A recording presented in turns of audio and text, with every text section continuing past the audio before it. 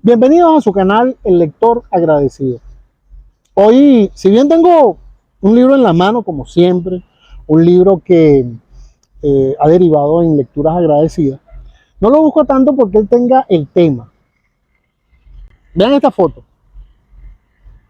Una muchacha absorta leyendo en lo que puede ser o un tren o el metro.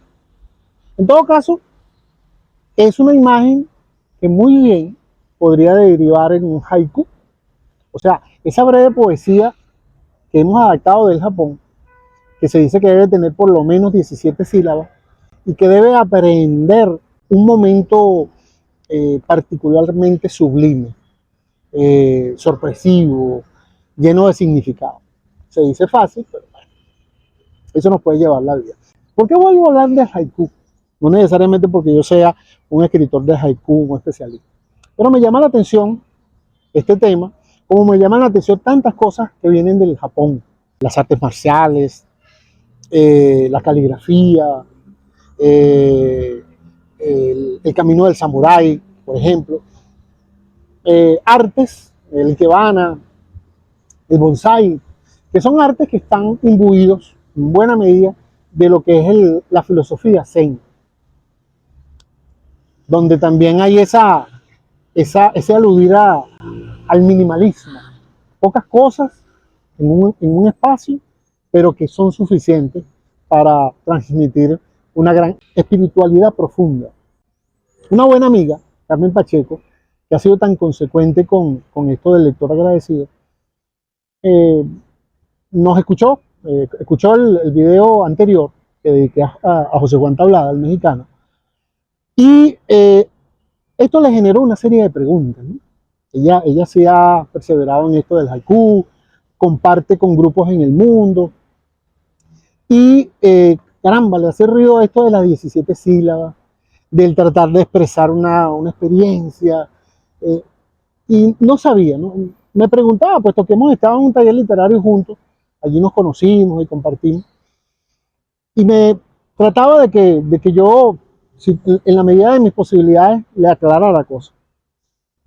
Me puso a pensar ella, lo primero es que eh, en algún momento yo culminé una de estas reflexiones diciendo, compartiendo esto de que el maestro Bacho, el maestro entre maestros del haiku japonés, decía que si tú a lo largo de tu vida puedes escribir al menos 10 haikus válidos, entonces se puede considerar que tú eres un escritor de haiku.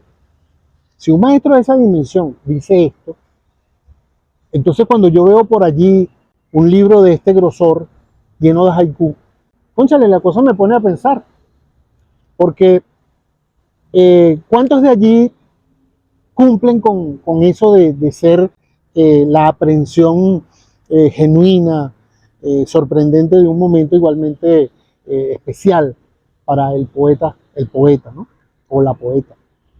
Por ahí va la inquietud de Carmen, ¿no? La medida, cuando ella lee, se motivó a leer a José Juan Tablada y caramba, aprecia que el haiku que está leyendo de José Juan Tablada no se ajusta a eso de la medida de 17 sílabas, 5, 7, 6, ¿no? A veces se pasa por 2 o 3 sílabas. Entonces, ¿qué pasa ahí?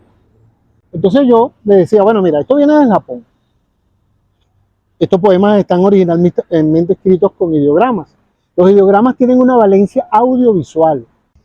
Al tener esta valencia audiovisual, el hecho de que al mismo tiempo expresan un sonido, pero también hay algo que se puede ver. Imagínense ustedes, ¿no? Algo milenario que ya tiene esa valencia audiovisual. ¿Cómo traspolas tú esto a una lengua occidental como el castellano? Pues hablando del caso de José Juan Tablada, traduciendo los primeros haikus. También hubo una experiencia alemana, una experiencia francesa, inglesa, por nombrar otras 3 lenguas occidentales. Bueno, lo más aproximado a la experiencia japonesa con los ideogramas que ellos encontraron eran que estas 17 sílabas se ajustaban más o menos a la brevedad necesaria para expresar, aprender un momento, una experiencia espiritual sorprendente. Imagínense ustedes lo que les estoy diciendo.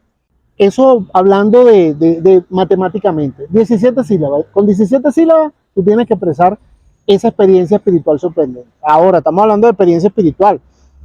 Estamos hablando entonces de un tipo particular de poeta. Es un poeta que al mismo tiempo es un místico. Es alguien que tiene una búsqueda espiritual.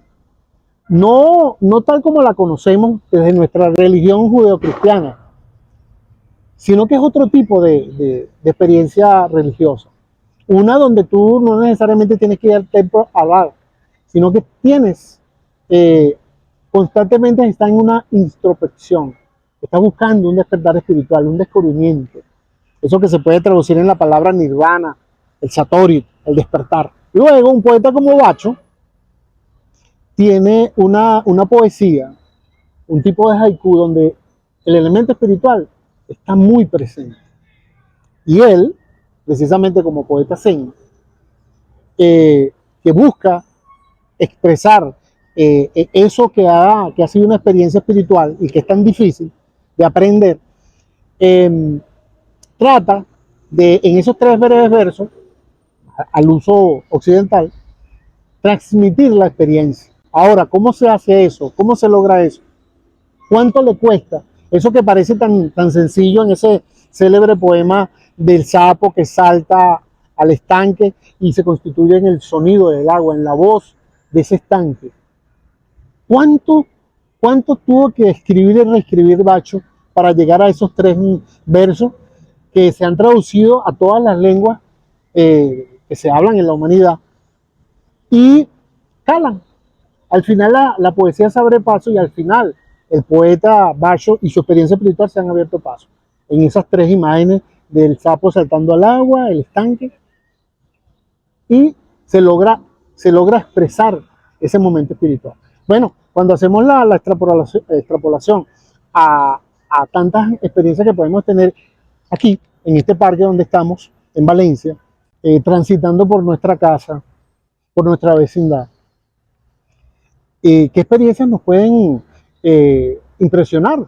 Como esta de que vayamos nosotros, nos montemos en el metro, absortos en nuestras cosas y nos sorprenda la belleza de esta muchacha.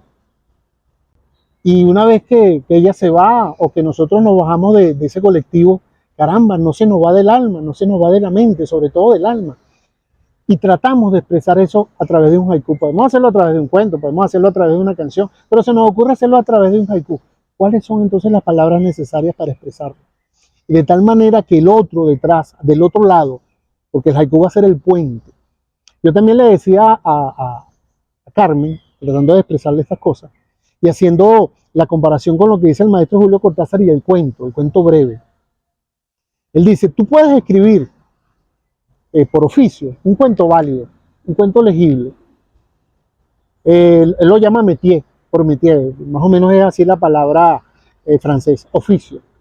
Conoces todas las reglas y escribes un cuento válido. Pero él dice, hay una gran diferencia entre ese tipo de cuento, escrito por oficio, porque domina reglas, y la experiencia de expresar, de escribir un cuento que tienes que sacarte de ti como si te estuvieras liberando de una alimaña. Él dice, escribir un cuento así es como salir de una experiencia de amor. Al lograr escribir el cuento finalmente, eres otro. Puedes volver a tu vida siendo tú mismo, ya no teniendo que ser aquel personaje, aquella mujer, aquel hombre que tenías que expresar. Te liberaste y exorcizaste la experiencia. Él dice, escribir un cuento así es otra cosa. Ya no podemos hablar de oficio meramente. Y el otro, el que te va a leer, va a revivir esa misma experiencia. Entonces, bueno, hagamos las extrapolaciones y pensemos en el haiku. Ok, ya no es un cuento de 3, 4, 5 páginas. Son 3 breves versos. Y transmitir esa experiencia espiritual límite. ¿Cómo lo hace? Eso, precisamente, hace que el maestro Bacho diga, si tú logras, bajo esas condiciones, escribir 10 experiencias de haiku en tu vida, 80 años, 75 años, 100 años, pues podrá ser considerado un maestro haiku. Esto era precisamente lo que quería que compartí hoy hablando con Carmen a través de esto de esta maravilla que es el teléfono celular, el WhatsApp, los mensajes de voz. Y yo pude, me esmeré en en meditar muy bien lo que le decía para hablar de esto, de la experiencia Zen, que todavía, por supuesto, es meramente intelectual. Yo no estaba en un templo como me hubiera gustado, por lo menos. Pero trataba de decirle eso, mira, es una manera de pensar y de sentir que contrasta con la manera en que nosotros entendemos nuestra religiosidad judeocristiana. Entonces, esa manera implica, a la hora de hacer este tipo de poesía, otras, otras reglas, unas reglas que implican que ese pequeño poema deriva en puente de experiencia. Y por eso habrá haiku entre haiku, y por eso puedes escribir abultados libros de haiku, pero entre, muy probablemente, solamente de 700, 800 haiku allí presentes, que escribiste muy probablemente, porque había que llenar páginas y páginas, solamente habrá uno que te defina, porque fuiste especialmente genuino, o fuiste genuino, a la hora de expresar una experiencia espiritual especial. Bueno, de cosas como esta precisamente se nutre el lector agradecido.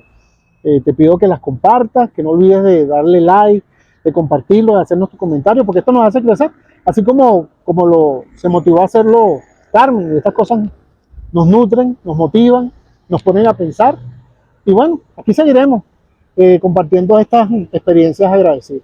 Lo seguimos esperando.